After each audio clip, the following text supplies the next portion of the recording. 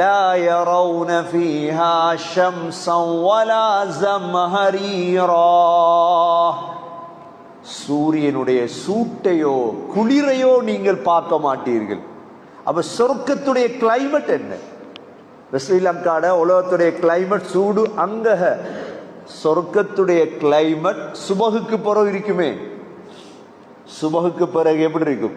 அந்த சூடும், அதாவது இருட்டும் குளிரும் கலந்த ஒரு நேரம், நல்ல தூக்கம் வரும். இதுதான் சொர்க்கத்துடைய கிளைமேட்.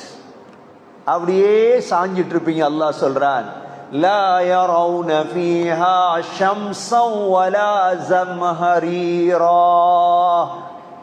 வதானியதன் அலைஹிம் ظிலாலுஹா வذுல்லிலத் குதூஃபுஹா தذலீலா.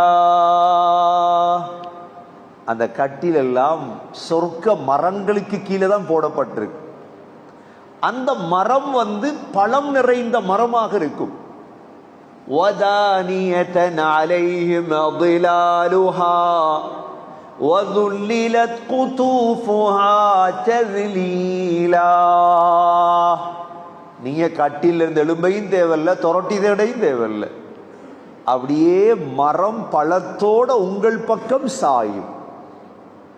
வதானியதன் அலைஹிம் ظிலாலுஹா வذுல்லிலத் குதூஃபுஹா தذலீலா. அப்படியே மரம் சாயும், சாப்பிட வேண்டியது.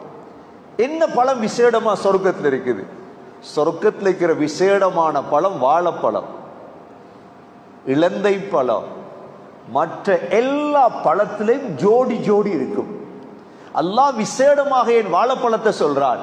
வாழைப்பழம் சாப்பிடுறதால உடம்புக்கு உற்சாகம் கூட, உடம்புடைய சக்தி கூடுது.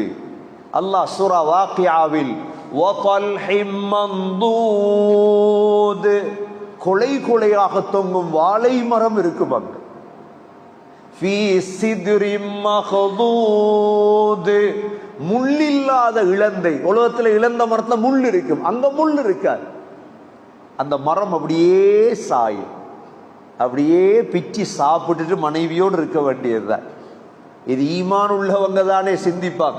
ஈமான் இல்லாத என்னென்னமோ எல்லாம் பேசுவாங்க, காதுக்கு எடுத்துடக்கூடாது அதெல்லாம்.